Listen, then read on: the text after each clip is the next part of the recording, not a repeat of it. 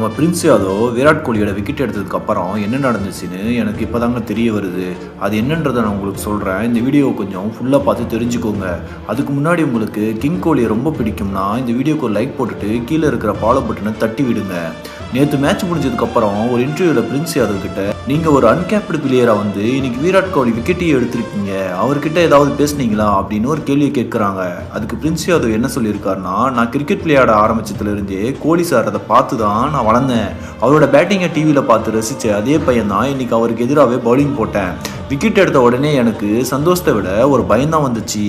ஆனால் மேட்ச் முடிஞ்சதுக்கப்புறம் கோலி சார் என்கிட்ட வந்து ரொம்ப நல்லா பவுலிங் போட்ட தம்பி, இதே மாதிரி உடைச்சா கண்டிப்பாக இந்தியன் டீமில் நீ விளையாடுவ அப்படின்னு சொல்லி அவரோட கையெழுத்து போட்ட பேட்டை எனக்கு பரிசாக கொடுத்தாரு அப்படின்னு பிரின்ஸ் யாதவ் ரொம்ப இமோஷனாக சொல்லியிருக்காருங்க. நீங்கள் ஒரு விஷயத்தை நோட் பண்ணி பாருங்கள். ஒரு காலத்தில் நெட் பவுலராக இருந்து கோலிக்கு பவுலிங் போட வாய்ப்பு கிடைக்காதான்னு எங்கன்னா அதே பையன் தான் இன்னைக்கு அவரோட விக்கெட்டையே எடுத்து அவராலே பாராட்டப்பட்டு நிற்கிறாரு. இதுதாங்க உண்மையான உழைப்புக்கான வெற்றி.